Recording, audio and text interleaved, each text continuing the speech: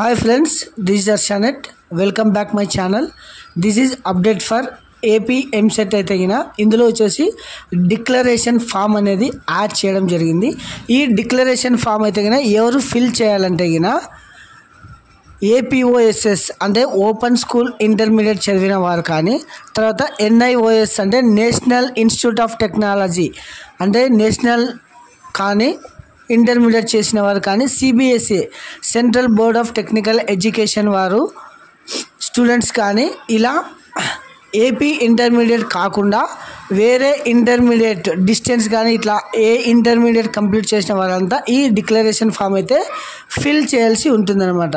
చూడండి గాయ్స్, ఇది వచ్చేసి AP MSET వెబ్సైట్. ఇందులో వచ్చేసి key objection response sheet master question paper declaration form ఉంది కదా.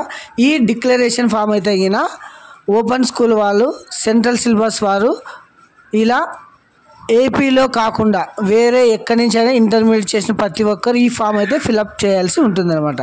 ఇందులో వచ్చేసి మీరు ఇంటర్మీడియట్ మార్క్స్ కార్డ్ కూడా అప్లోడ్ చేయాల్సి ఉంటుంది. ఇలా registration number, MSET hall ticket number, mobile number ఈ 3 కొడితే ఇది సెర్చ్ అని కొడితే ఓపెన్ కావడం జరుగుతుంది. ఇందులో వచ్చేసి ఇక్కడ చూడండి, declaration qualification examination marks AP board of intermediate education students and RGU KT students need not uploaded. అంటే ఈ 2 బోర్డులు కాకోకుండా మీరు ఎవరైతే ఇంటర్మీడియట్ కంప్లీట్ చేసి MSETకి అప్లై చేసి ఉంటారో వారంతా ఈ డిక్లరేషన్ ఫామ్ అయితే ఫిల్ చేయాల్సి ఉంటుందన్నమాట.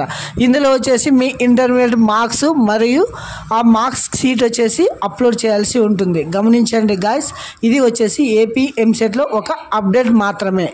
Thank you.